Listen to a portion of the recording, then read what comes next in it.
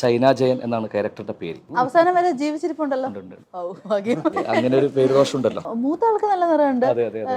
ഇളയ ആൾക്കാരുടെ നിറവാ അയ്യോ ഇങ്ങനെ ആയിപ്പോയല്ലോ, എന്തോ വലിയ അസുഖം വന്ന പോലെ. ആദ്യം ചേർത്ത് പിടിക്കുന്നതും ചേർത്ത് പിടിക്കേണ്ടതും വീടായിരിക്കണം. ഇങ്ങനെ എന്തിനാ ഇങ്ങനെ ഇത് മാത്രമായിട്ട് നടക്കുന്നത്? വേറെ എന്തെങ്കിലുമൊക്കെ ചെയ്യൂ. നാടകത്തിനെ കുറിച്ച് കാണുന്നുണ്ടോ? നാടകം ഗംഭീരമാണ്. പക്ഷെ അതിനെ കുറിച്ചും കാണുന്നുണ്ട് അല്ലേ? അവർ ഈ വാക്ക് പറഞ്ഞിട്ട് പോകും, പക്ഷെ നമ്മളെ ഈ ആ ആൾക്കൂട്ടത്തിനകത്ത് തന്നെ നമ്മളെ ചിലപ്പോൾ ഒറ്റപ്പെടുത്തും. നമ്മൾ സിനിമയിലേക്ക് വന്ന് ആ സിനിമ സംവിധാനം ചെയ്യാൻ പോവാന്ന് പറഞ്ഞപ്പോൾ പോലും നമ്മുടെ അടുത്ത സുഹൃത്തുക്കളോ ബന്ധുക്കളോ കഴിഞ്ഞ വേറെ പണിയൊന്നുമില്ലേ. രജിസ്റ്ററിന്റെ ക്യാരക്ടർ എങ്ങനെയാ? ഈ ഗ്രേറ്റ് ഇന്ത്യൻ കിച്ചൺ കണ്ടില്ലേ? അതെ, സിനിമകൾ നമ്മളിൽ ഇടപെടാറുണ്ട്, ചേഞ്ചസ് വരുത്തിയല്ലേ? അതുപോലെ അടുത്തൊരു സിനിമയാണ് ഗുരുപ്പം. ഒരു സിനിമ നടൻ ഇതുവരെ ഇന്റർവ്യൂവിന് വരാത്തൊരു വേഷം. ഭാര്യ വീട്ടിലില്ല.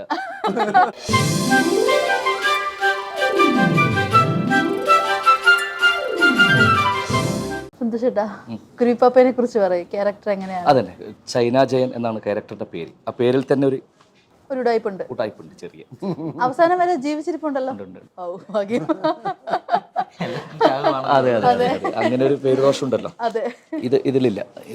പിന്നെ അതിലപ്പുറം ജോഷി അറിയുന്നു. ജോഷിയുടെ നല്ല സംവിധാനമാണ്. പിന്നെ ഇതൊരു പുതിയൊരു മോളാണ് ഇതിലെ നായിക, കുരുവി എന്ന് പറയുന്നത്. കുരുവിയുടെ കഥയാണ്, ആ കുട്ടിയുടെ കഥയാണ്. പക്ഷേ ഇത് എന്താ പറയുക, ഒരു ട്രെയിലറും കണ്ടില്ലേ? ആ ട്രെയിലറൊക്കെ കണ്ട പോലെ പാട്ടും കുടുംബജീവിതവും രസകരമായ അനുഭവങ്ങളും ഒക്കെ ആയിട്ട്. പിന്നെ നമ്മളെ ഭയങ്കര ഇഷ്ടമുള്ള നടനാണ് വിനീതേട്ടൻ. അപ്പോൾ വിനീതേട്ടൻ ഇതിലൊരു ത്രൂ ഔട്ട് നായക വേഷത്തിൽ വരുന്നു. തലശ്ശേരി ഭാഷ സംസാരിക്കുന്നു. ഒരു ഇമോഷണൽ ഡ്രാമയാണ്, ഒരു ഇമോഷണൽ എൻ്റർടൈനർ ഡ്രാമ പറയും. പക്ഷെ അതിനിടയിൽ ഈ പറഞ്ഞ ആ കുട്ടി അനുഭവിച്ച കുറേ വിഷമതകളും, പിന്നെ നമുക്കൊക്കെ ഒരു അവസാനത്ത് ഏത് വിഷമഘട്ടങ്ങളിലേക്ക് പോകുമ്പോഴും അവിടുന്ന് ഉയർത്തി എഴുന്നേൽക്കുക എന്ന് പറയുന്ന ഒരു സക്സസ്സിലേക്ക് പോകുക, അത് ഈ സിനിമയിൽ ഭയങ്കരമായിട്ടൊരു മോട്ടിവേഷൻ കൃത്യമായിട്ട് സംവിധായകൻ കൊടുക്കുന്നുണ്ട്. ഈ കളർ ഡിസ്ക്രിമിനേഷൻ, ബോഡി ഷെയ്മിങ്, അതെല്ലാം ഈ കുരുവി തൻഹ അല്ലേ, തൻഹയുടെ ലൈഫിൽ ഉണ്ടായിട്ടുള്ള ഒരു കഥയാണ് അല്ലേ? തീർച്ചയായിട്ടും. കാരണം വെച്ചാൽ എന്നിലേക്ക് ഈ സിനിമ വരുമ്പോഴത്തേക്കും ഇതിൻ്റെ സ്ക്രിപ്റ്റ് റൈറ്റർ എന്ന് പറയുന്നത് ഈ തൻഹയുടെ അമ്മയും ആങ്ങളയുമാണ്. പ്രൊഡ്യൂസർ തൻഹയുടെ തന്നെ അച്ഛനുമാണ്. അപ്പം അച്ഛനും സുഹൃത്തുക്കളുമാണ് പ്രൊഡ്യൂസേഴ്സ്. അപ്പോൾ ഈ സിനിമ എന്നിലേക്ക് വരുമ്പം തന്നെ ആദ്യം തന്നെ പറഞ്ഞിരുന്നു, ഞങ്ങളുടെ ലൈഫിൽ നടന്ന ഒരു സംഭവമാണ്, എൻ്റെ മോൾക്ക് നടന്നൊരു സംഭവമാണ്. അപ്പം നമുക്കത് എങ്ങനെയെങ്കിലും അത് 10 പേരുടെ മുന്നിൽ അത് പറയണമെന്നുണ്ടെങ്കിൽ നമുക്ക് ഏറ്റവും വലിയൊരു മാധ്യമം എന്ന് പറയുന്ന സിനിമ തന്നെയാണ്. അപ്പം നമുക്ക് അങ്ങനെയാണ് സിനിമയിലേക്ക് നമ്മൾ എത്തപ്പെടുന്നത്. അപ്പം അത് ഭയങ്കര രസകരമായിട്ട് ഞങ്ങൾ അത് സിനിമ പ്ലാൻ ചെയ്ത് നമ്മൾ എഴുതാൻ തുടങ്ങിയപ്പോൾ മുതൽ തന്നെ ഞാൻ ത്രൂ കൂടെയുണ്ട്. അവരുടെ വീട്ടിൽ തന്നെ താമസിച്ചിരുന്നിട്ട് അങ്ങനെ നമ്മൾ ഡിസ്കസ് ചെയ്തിട്ടാണ് ഇങ്ങനെ ത്രൂ എഴുതി വരുന്നതും ഓരോരോ ക്യാരക്ടറുകൾ ഉണ്ടാവുന്നതും. അങ്ങനെ ഒരാളുടെ ജീവിതം നമ്മൾ എടുക്കുമ്പോൾ ഒരു ബയോപിക്കാണ് ശരിക്കും പറയുന്നത്. പക്ഷേ ഇവരുടെ ലൈഫിൽ നടന്ന പല പല ഇൻസിഡൻറ്റ് സംഭവങ്ങൾ കൂട്ടിച്ചേർത്ത് പക്ഷെ നമ്മളൊരു സിനിമയാണ് ചെയ്യുന്നത്. അപ്പം നമ്മൾ ഒരു ജീവിതത്തിൽ നടന്ന അതുപോലെ തന്നെ നമുക്ക് കാണിക്കാൻ പറ്റില്ല. സിനിമയ്ക്ക് എന്ന് പറയാൻ പ്രേക്ഷകർക്ക് വേണ്ടിയിട്ടുള്ള എല്ലാ എലമെൻസുകളും വേണം. അവിടെ പാട്ട് വേണം, സ്റ്റണ്ട് വേണം, അതുപോലെ തന്നെ കോമഡി വേണം, ഹൃദയത്തിൽ ഇമോഷണൽ സീനുകൾ വേണം. അപ്പോൾ അങ്ങനെ ഒരു ഫുൾ പാക്ഡ് ആയിട്ടാണ് ഈ സ്ക്രിപ്റ്റ് ഫുൾ വർക്കൗട്ട് ചെയ്തത്. അത് വളരെ നന്നായിട്ട് വന്നിട്ടുണ്ട്. രജിസ്റ്ററിന്റെ ക്യാരക്ടർ എങ്ങനെയാ? ഉടായ്പന്നെ. നിങ്ങൾ രണ്ടാളും ഉടായ്പ? രണ്ട് ഉടായ്പ. ഞാനൊരു ഉടായ്പ വിഷയമാണ് അതിനകത്ത്. അതെ, ഞാൻ അതല്ല ഞാൻ ഓർത്തത്, അന്ന് അതിനകത്തൊരു ഡയലോഗ് ഉണ്ടല്ലോ, മറ്റേ പുള്ളി അവരുടെ ലൈഫിൽ പലപ്പോഴും സംസാരിച്ചിട്ടുള്ള പല കാര്യങ്ങളും, അല്ലെങ്കിൽ അവരുടെ മനസ്സിനെ വേദനിപ്പിച്ച ഒരുപാട് വാക്കുകൾ അവരുടെ ലൈഫിൽ ഉണ്ടായിട്ടുണ്ട്. അപ്പോൾ അതിനെയൊക്കെ ശരിക്കും പറഞ്ഞാൽ അവർ മനോഹരമായിട്ട് കോർത്തിണക്കിക്കൊണ്ടാണ് വാങ്ങിക്കൊണ്ട് പോകുന്ന സമയത്ത് മേടിച്ചോണ്ട് പോകുന്നതിൻ്റെ തിരിച്ചു വരുമ്പോഴും നിനക്കുണ്ടാവണമെന്നൊക്കെ നമ്മൾ ചിലപ്പോൾ തമാശയായിട്ട് പറയുന്ന പല വാക്കുകളും ഒരു മനുഷ്യൻ്റെ ജീവിതത്തിൽ എത്രമാത്രം അവർ ഓർത്തു വെച്ചിരിക്കുന്നു എന്നുള്ളതാണ് ആ ജീവിതം. ഇത് എഴുതിയിരിക്കുന്ന അതൊരു വലിയൊരു പ്രത്യേകതയാണ്. പിന്നെ ആ മോള് ശരിക്കും പറഞ്ഞാൽ റോൾ മോഡലായി മാറും തോന്നുന്നു. പലപ്പോഴും നമ്മൾ പറയാറുണ്ട്, പലപ്പോഴും നമ്മളൊക്കെ ബാക്ക് ബെഞ്ചിലാണ്, അല്ലെങ്കിൽ നമുക്ക് ഇങ്ങനെ കുറെ കഴിവുകൾ, പലതരത്തിലുള്ള അപകർഷതാബോധം, അങ്ങനെ ഒരുപാട് പേരുണ്ട്. പക്ഷേ അതൊന്നും അല്ല, നമ്മുടെ ഉള്ളിൽ ഏത് കഴിവുണ്ടെങ്കിലും നമുക്കത് പുറത്തേക്ക് എടുക്കാൻ പറ്റിയാൽ മതി. അങ്ങനെ ഒരു നല്ല ഈ രസകരമായിട്ട് പേര് നൂർജും ഇതേപോലെ ഇഷ്ടംപോലെ ഇത് ചെറിയ ചെറിയ വാക്കുകളാണെങ്കിൽ തമാശയായിട്ടായിരിക്കും ചില Yes, അതെ, ആളുകൾ അതെ, നമ്മളോട് തീർച്ചയായും. പറയുന്നുണ്ടാവുക. അത് നമ്മളെ കുറേ നേരം വേട്ടയാടും. പിന്നെ അവര് പറഞ്ഞിട്ട് പോവും, നമ്മളുടെ മൈൻഡിൽ അല്ല ഞാൻ രാവിലെ ഇവരോട് പറഞ്ഞ ഞാൻ നേരിട്ട് കണ്ടിട്ടുണ്ട്. എൻ്റെ വീടിൻ്റെ അടുത്ത്, വീടിൻ്റെ കുറച്ച് ദൂരെ എൻ്റെ ഒരു അച്ഛൻ്റെ ഒരു ഹോട്ടലിൻ്റെ അടുത്ത് ഒരു ഫാമിലി ഉണ്ടായിരുന്നു. എൻ്റെ മുമ്പിൽ നിന്ന് ഒരു പെൺകുട്ടി സൂയിസൈഡ് ചെയ്തിരുന്നു. കാരണം എന്താ വെച്ചാൽ 3 മക്കളാണ്.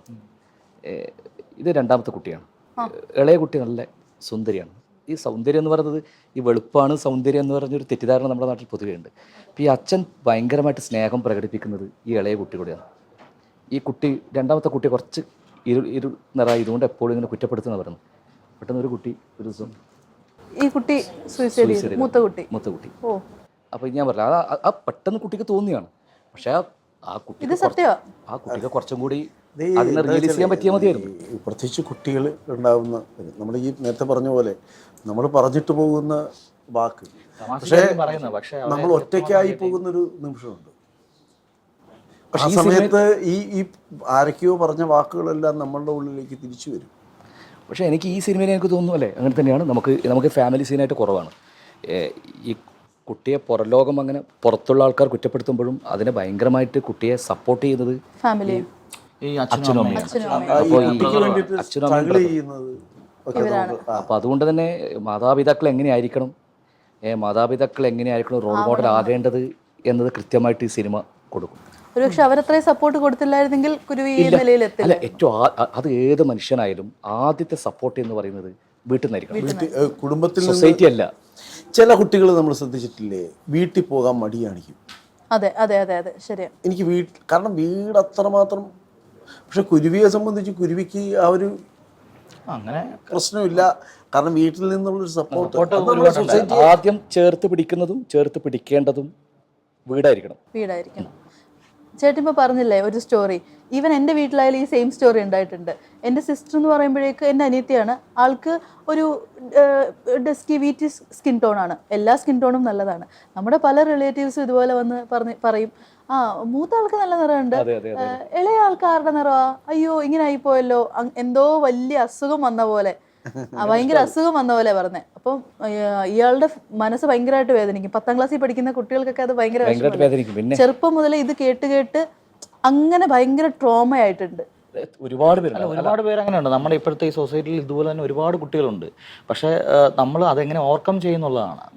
നമ്മുടെ വീട്ടിൽ നിന്നുള്ള സപ്പോർട്ടാണ് അതിനകത്ത് ഏറ്റവും വലുതായിട്ട് ഈ സിനിമ പറയുന്നതും അതാണ്. ഈ സിനിമയുടെ ഏറ്റവും ഇൻട്രസ്റ്റിംഗ് മൊമെന്റ് എന്ന് പറയുന്നതും ഇതിനെങ്ങനെ ഓവർകം ചെയ്യുന്നു, ആ കുട്ടി എങ്ങനെ സക്സസ്സിലേക്ക് പോകുന്നു, അതൊരു ഭയങ്കരമായിട്ട് മോട്ടിവേഷൻ.